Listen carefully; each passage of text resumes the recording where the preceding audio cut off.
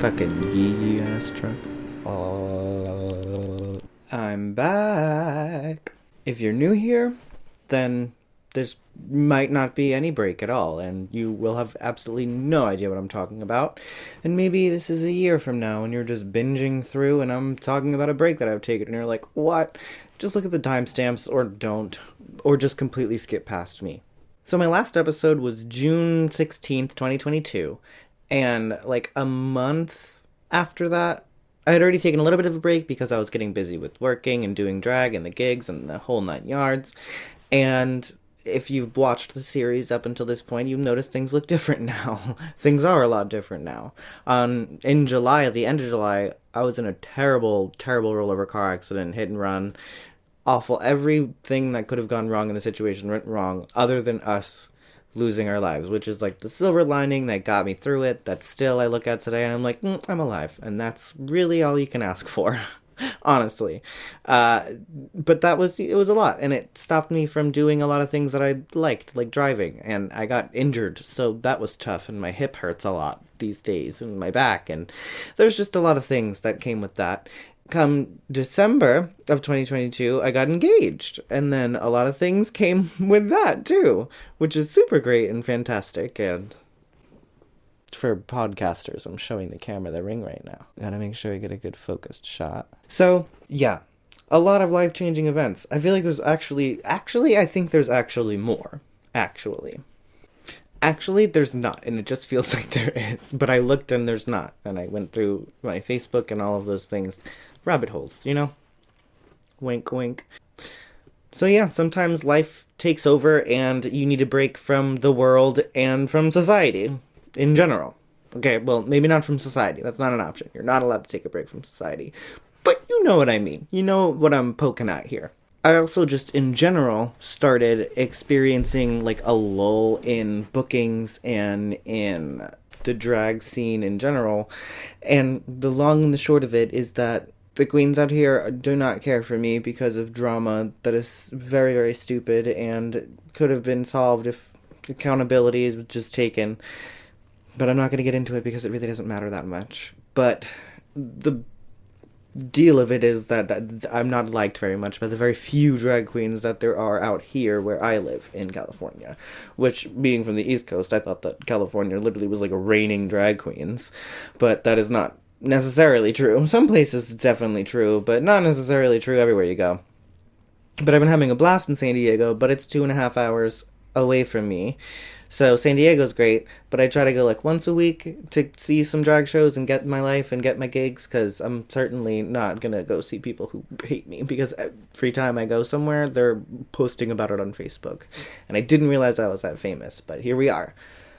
I'm not going to pretend like I was going above and beyond to try to be these girls' friends. Like, that is not what was happening in the beginning, but I also definitely did not warrant all of the gossiping and shit-talking that happened. And if it's a gauntlet or like a, rite of initiation, rite of passage, wow, took a long time to find that.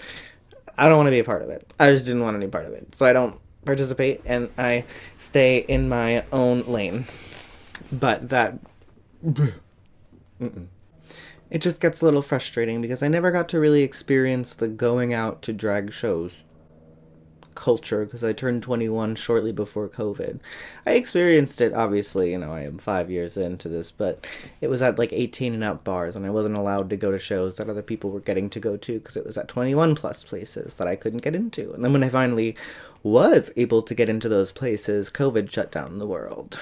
And then I come here and I can't go to these places because the people hate me there. So it just gets a little bit depressing. However, I have made these steps to get out of that little bit of depressing that it does get and apply for jobs like I had when I first got this podcast going. A little file clerk, clickety-clackety type on the computer gig. That was fun. That was good. And I think that it would, like, bring back good memories with Babs and bring back, like, the good times that I had as a file clerk for a legal office. So yeah, that's the diary portion of this podcast, because I'm somebody who does that. I speak about myself. I speak about true crime because there's not a lot of humor to be found in true crime, but there is a lot of humor to be found in yourself.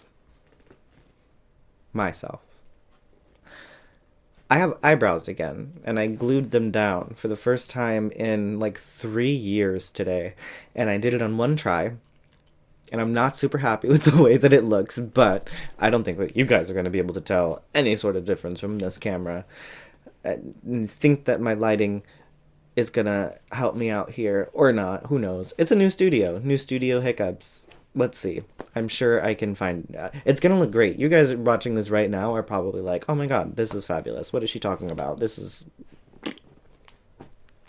But I have, time and time again, turned back to this podcast for comfort, my own therapy. Selfishly, I guess. Whatever. It's my podcast. It's not selfish. Learn that in therapy. Don't be mean to yourself. I even compiled the first 40 episodes into a book type situation. So it's like all of the stories that I've told on the podcast, plus some like in-between blurbs of me, you know, some never before heard to be read content. Or maybe it'll be an audiobook. A podcast turned into a book, reread again as an audiobook sounds really redundant. So I don't think that that's going to be what happens.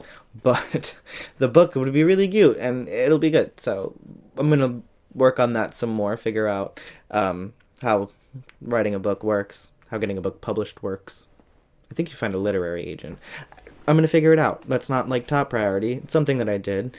And I also ripened my list and filled it and have all of these awful, terrible things that I feel the need to research and share with you because nobody else does, ever. Because why would you want to research that? But if you're watching this or listening, then you probably understand. Lots of rambling this time. Lots of rambling every time. I am obviously in lots of true crime groups on social media and all of that and all of the internet and whatnot. And for weeks, it was just plastered with the Murdaugh trials. And I'm just going to say right now, I do not know how to say Murdaugh. This is how I'm pronouncing it, but I really don't care if I'm pronouncing it wrong. I heard it pronounced so many different ways that it just pissed me off, honestly. That I just, at this point, don't even care how I'm supposed to be saying this name. Especially based on the people who carry the name. You'll understand on this. If your name out there is Murdaugh and I pronounced it wrong, I am so sorry, but I'm not talking about you. What really caught my attention about the entire series on the Hulu or Netflix or whatever it was, and what I read on the interwebs, was Stephen Smith's story. Because it was just, again, like they are most of the time, glazed over as the murder of a gay teen, in South Carolina. I'm shocked that it even got, on a documentary, but it was just because it was like 6 degrees of separation kind of shit. I'm still iffy about the whole why it was on the documentary. Again, the thing that caught my attention was Stephen. Stephen Nicholas Smith was born January 29th, 1996, to parents Fred and Sandy Smith. He also came with a twinsy, Stephanie. According to an article written by Mandy Matney on Fitz News, when he was born, Stephen was given a 50% chance of survival. Mandy quoted Stephen's mother as saying, "He survived thanks to a milkmaid who provided extra breast milk. He always joked that his brains came from her." Shady. Love it. Stephen's mother went on to brag about just how exactly smart Stephen was. Opposite to me, because I just said exactly smart, and I do not think that's correct.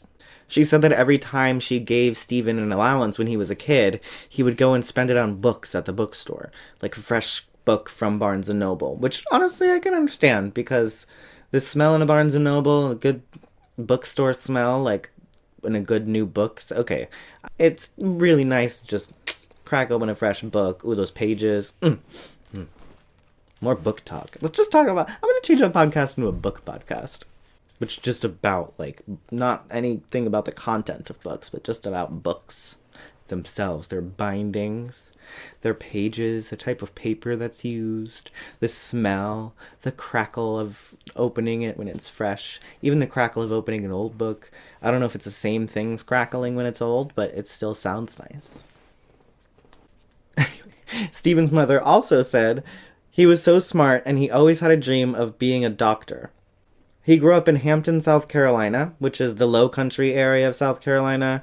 Objectively, a gorgeous place, weepy palm trees, little fireflies flying around everywhere, that sweet smell of humidity. Not the, like the bad kind of humidity, but just like the little bit of like sticky dew. Ooh, that's what I think of when I think of low country. Which, like, it definitely gets worse and more humid, but when I think of it, I think of, like, spring and fall in the low country. And, it's nice. It's nice. But not the best place to be if you're gay or trans, or honestly, if you're anything other than, like, straight white Christian, camo-wearing, gun-toting, hoo-ha, yee-yee, like the truck that passed earlier. Stephen, by all accounts, was a very caring person when he was young, and quickly took on the caretaker role of his family. He was always the one to make sure that everybody was doing good mentally, physically, everybody was fed, everybody was happy, he liked to check on people, and he just genuinely had a lot of empathy. Stephen came out of the closet in high school and had his fair share of issues that came along with that. He didn't talk too much about that to his family, so there's not much to report on the high school issues that he had, but I'm sure it was much like every other gay teen's similar experience in the South. He graduated in 2014 and decided that he wanted to become a nurse, which is very fitting for his caretaker personality type. Stephen had lots of friends and was very outgoing. He was an easy person to get along with, which always attracts more people into your circle. That being said, he was still a shy person, and he didn't talk much about personal info. Like, he was the outgoing shy, extroverted introvert, you might say. His mom, Sandy, used the word skittish to describe him, which I thought was a good way to describe that extroverted introvert, like cautiously having a good time. Unfortunately, being in a small town in the middle of nowhere, South Carolina, no offense, Hampton, y'all all know it, there wasn't much in the way of a romantic dating life for him, especially not young, and it's not much better older, but he had more access to go places. But for the most part, apps like Grindr are completely covered in blank profiles of DL men who are probably married to women out there, or are DL because they're in a small town and don't want anybody to know that they're gay, even though Stephen was already out of the closet. It almost feels like he was the only gay kid in Hampton, South Carolina. Back in high school, Stephen happened to share some classes with a kid named Buster Murdaugh, which is where the muddiness and the goopiness gets into this case, because he is one of the Murdaughs. I'm sure you saw in the special, because you watched this, you probably watched that. But if you didn't, Buster's family was very important, very prominent in the area. His parents were lawyers, or his dad was a lawyer, and they owned like the only law firm in town, so they kind of had judges in their pockets, or they were in the judge's pocket, or however it worked. They could basically get away with whatever they wanted. Not basically, they do get away, or did, with whatever they wanted. Stephen was taking classes in Orangeburg, South Carolina at Orangeburg Technical College, which was popular. Most of the kids that wanted to go into nursing or other fields like that from the high school that Stephen went to would go there. He was on track with his classes to become a registered nurse, and he had been driving back and forth between Hampton and Orangeburg while he was getting that section of his life together. Much better than when I was doing at his age. According to Stephen's friends, he became involved with Buster Murdaugh, and they had some sort of a relationship, be it only sexual, be it romantic and sexual, be it whatever. The rumor is that they have definitely slept with each other, or at least, you know. They had relations. Considering Buster's family dynamic, which was shitty, all around 360 degrees shitty, I don't think that he was in a position where he was going to come out as gay or bisexual or whatever, or be somebody that be that sexually liberated and open about what happened. So he denies everything about that relationship. Allegedly, toward the end of 2014, Stephen had been skipping classes and staying out overnight, which was unusual for him, according to his family. That kind of backed up their theory that he was going and secretly meeting with Buster or with somebody else that had eventually taken his life. On the evening of July 7th, 2015, Stephen left home and said his usual goodbyes and headed out to a night of class. A little before 4 a.m. on July 8th, a man called the Hampton County Sheriff's Department to report seeing a man lying in the middle of the road on Sandy Run Road. The first officer to respond to the scene arrived and communicated through his chain of command that he believed that this was a homicide victim. Off the bat, he looked at the person laying in the road and said this was a murder. According to that Fitz News article written by Mandy Matney, by 6 a.m., a sergeant on the scene had put down in his notes on paper that a higher-up had told him that this was a homicide and a possible gunshot wound based on a hole in the skull that was located above the victim's right eye. So they are pretty confident at this point that it's a murder, and they're communicating with each other and sort of beginning the very beginnings of a homicide investigation. At that point, the South Carolina Law Enforcement Division takes over and EMS arrives on scene, indicating that a gunshot wound to the head is the injury on the body, not necessarily the cause of death, but the injury, and the coroner identifies the, quote, entry point, as is written down, of a projectile. The deputy coroner also points out the entry point and defensive wounds that they identified on Stephen's hands. I know I'm being way crazy detailed here, way more than I usually am, but it is important to the rest of the case, or I would not mention it. A small yellow car was found approximately 3 miles away. It was abandoned and the gas cap was hanging out with the gas door closed. Inside the car they find a wallet with an ID identifying Stephen Smith. They then call his family and they identify the body as Stephen. His parents are brought in on the investigation, but they're busy making arrangements and dealing with the fact that their son was murdered. So they immediately elect to have an open casket viewing to, quote, show what they did to him. Then, when the autopsy happens, things get even more complicated. A doctor finds a 7¼ inch laceration on the right side of Stephen's forehead where that hole in the skull was found. There's also lots of bruising found around the head area, around that wound, and there's no bullet fragments found. There's also no gunshot residue, so during this autopsy, the thought of a gun being used is kind of ruled out because there's no evidence of that. At that point, the autopsy is finished with no further looking, and ruled as a motor vehicle hit and run based on that lack of bullet fragments, and the fact that the body was found in a road. Those are the two things that were considered, and that was that. That doesn't that's not enough to have ruled that the cause of death. I'm no scientist, but I also know that you need to do a little bit more research than that based on the situation. Especially when you're being told by everybody above you, everybody that came, not above you, but before you, that dealt with the victim, has seen and communicated that they believe it to be a homicide, that it looks like a homicide. And these are people who have been working law enforcement homicide for a long time that saw the body originally and decided, hey, this looks like one of the million homicides that I have seen in my career. But then this autopsy person decides, no. Probably because it is a tiny, teeny, corrupt town. But we'll get into more of that later. We're not quite done with the crazy shit yet. Everybody on the other side of the argument is saying that things are really weird because Stephen's clothes were not ripped, his shoes were on his feet, there was also no skid marks on the road, no car debris in the road, nothing that would indicate that a car had hit him, or that any car had been in any sort of accident on that road in a long time. Now that this is ruled a hit and run, the South Carolina Highway Patrol is also brought in, and they start questioning people in Stephen's circle and questioning people who might have more information on what exactly he was doing that night.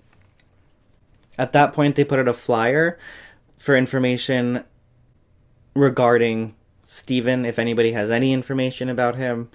They find an unnamed man who mostly sounds not credible, to put it politely, but I do think that there's some merit to what he said, so I'll read it. He claims to be Stephen's boyfriend, which is not something that I believe, or Stephen's family believes, and he says that Stephen was harassed around town, and that people had screwed with his car battery before, and that he was a target because his being out as a gay person in the small town.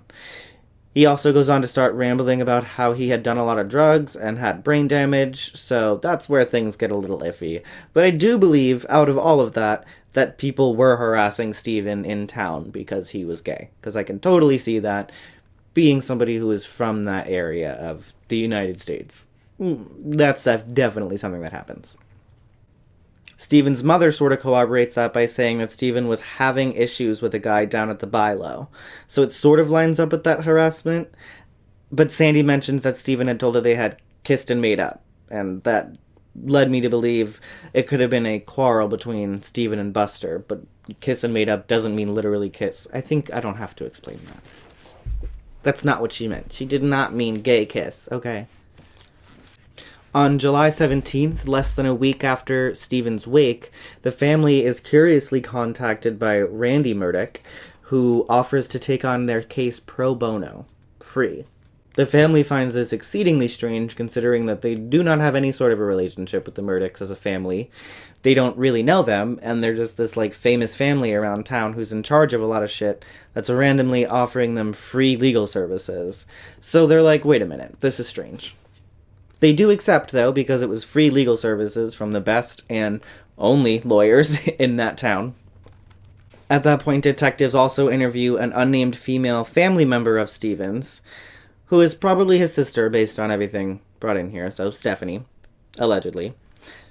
She states that Stephen started to become withdrawn and secretive about 2 weeks prior to his death, and mentions that when she left the house for the first time since Stephen was found dead, she had multiple people come up to her and say things like, "Don't you know who did it? Don't you know the Murdaugh boys are behind it?" Saying that Buster Murdaugh, the one that they went to school with, and some of his friends had done something to Stephen. This very much confused that family member, because she says, quote, "I'm just sitting here like, why? It makes no sense. He's never said anything bad about Stephen. He's never even been around Stephen." And that's referring to Buster, but honey, Buster did not need to be around Stephen to know that Stephen was the only gay kid in town. Trust me, the DL boys come out of the woodworks once you come out of the closet. Stephen's mother also mentions those rumors, saying, quote, "The rumor that's going around Hampton that everybody keeps coming up to me and saying is that it was the Murdaugh boys." At that point, Sandy also indicates that she has no idea who the Murdaugh boys are, so they're not familiar with this family. Stephen would have been the only one who was familiar with the family. Another unnamed man that they interviewed at that time stated that he had heard a rumor that Buster and 2 other people were driving around Sandy Run Road that night. He said that the night that Stephen was killed, they had stuck something out the window, striking him in the head. So, presumptuously driving around hitting mailboxes, and then they saw him, so they hit him with the bat. I feel like it's also worth mentioning, because it showed up in a lot of articles, that Stephen's mom found a day pass for a gated community in Hilton Head, South Carolina. It had an older, recently divorced man's house address on it, and when police went there, he claimed to have hooked up with Stephen in a one-night stand, and said that he'd been texting him until Sandy replied letting him know that Stephen was dead. So the prevalent theory there is that Stephen was doing some sort of sex work or sugar daddy stuff, and it keeps getting alluded to as these really risky behaviors that he's getting into, which is not risk-free, but that's not something that you should be blaming his murder on. I definitely think there's more evidence facing in the other direction, but you should at least look there first. However, legally, I should probably say, Fitz News also reported the other day, March 20th, 2023, Buster said, quote, "These baseless rumors of my involvement with Stephen and his death are false. I unequivocally deny any involvement in his death, and my heart goes out to the Smith family. I am requesting that the media immediately stop publishing these defamatory comments and rumors about me." That's the most lawyer response that I've ever heard. And granted, I know that he's been through a lot right now because his father killed his family. But that doesn't excuse you from doing a murder. That's not how that works. And you can't, no, there's going to have to be a little bit more investigation there. You can't just say, it wasn't me. Move on. That's not how this is going to work this time, bud. Sandy has also recently revealed in a letter that she wrote that she had been told the entire time it was being investigated as a murder, and that Stephen had been beaten to death. Even while authorities were publicly saying things like hit and run and this and that, they were telling her that they believed it was a murder and they believed that he had been beaten to death. So that frustrated Sandy a whole shit ton. And when she saw that the case was reopening after all that time, which it has, I'm sure you've seen it in the news, and if you haven't, this case just reopened again. She's happy that there's going to be some justice, but she's not super stoked because it took them so long, and they did not listen to her. They waited until there was a Netflix special and all this attention, and that should not have to be what happens for you to be able to get them to investigate the murder of your son. So Sandy's, understandably, very frustrated. But big news broke a week or so ago when the South Carolina Law Enforcement Division restated, which is something that rarely ever happens, Stephen's cause of death as homicide.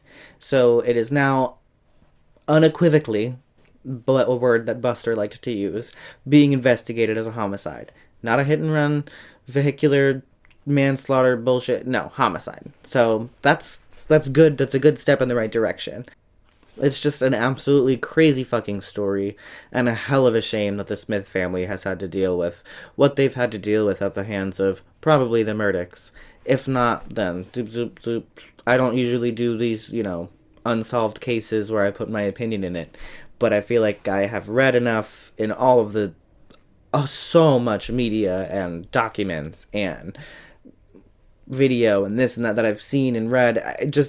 It feels like there's no other way to go with the case. It's absolutely insane. They raised enough money through a GoFundMe that Stephen's mom set up to exhume Stephen's body so that they can do another autopsy. Even now that it's been almost a decade since he was buried, they want to exhume it and see if they can study the skeletal fractures that might have happened from that baseball bat theory. It was fully crazy. I don't know that Buster was the one to do it, It could have been one of his friends or whatever, but I definitely think that he was there that night. I definitely think that the rumors that people are hearing around town is going to be what incriminates him, because I'm sure those rumors only started after he bragged or did something stupid like the rest of his family. And it also would mean, if this is Buster, that literally every person in that family killed someone. That his dad killed, his wife and kid. That his kid killed that girl in the drunk driving boat accident. His wife killed their housekeeper lady by pushing her down the stairs, and Buster killed Stephen by hitting him with a baseball bat. That is insane. Every single member of that family murdered a person. If not more than one person. It's just the craziest. I've never heard anything like it. And hopefully we'll literally never hear anything like it again, because it was terrible, and God's everywhere so quick. Oh my god, how awful. Well, as always, I hope that you learned something about Stephen, about the victim in this case, and about his surviving family members, and what they're going through, and have been put through this entire time, because that is what I feel like is the most important part about the case. I have other episodes written up. I have lists of things to write about, other things that are in the process of being written. I have new regalia, costumes, zhuzhes, things to show you, to have, to hold, forever and ever. You'll see it, you'll love it. This has been Murder's a Drag. I am Aura Van Dank. If you live in North Carolina, vote against that bill that's trying to ban drag. If you live anywhere that's trying to ban drag, vote against it. I mean, I've never heard of something so fucking stupid in my entire life. One of the kids who bullied me in high school posted a status or a comment on the social medias the other day saying that drags are predators and drags are groomers. And I'm like, since when do people my age call drag queens drags? Like, what kind of rhetoric, 50, 60, 70-year-old man rhetoric is that happening?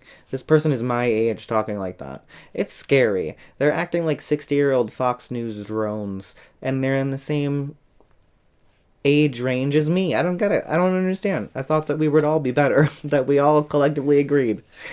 But that's my ignorant bliss that I've been living in. It's coming to the point where you can't live in it anymore, and you need to vote, and you need to fight back in the ways that you can and the ways that you should. And for those of you who are feeling sad and feeling hopeless and depressed about it, just remember that there are a lot of us, drag queens specifically. So many drag queens. Like, oh my god, there are so many drag queens. There are so many. So many. That's all I can really say about it. Like, they're definitely not stopping that. And that's never going to stop, no matter what. No matter how many places ban us. Like, we're still going to do it. That was my soapbox speech. I felt like I had to do that based on what's been happening lately. But if you want to, go listen to some old episodes if you haven't heard them. Or watch old episodes on YouTube. Because this is Aura Van Dank. This is Murders a Drag. And I'll see you next week.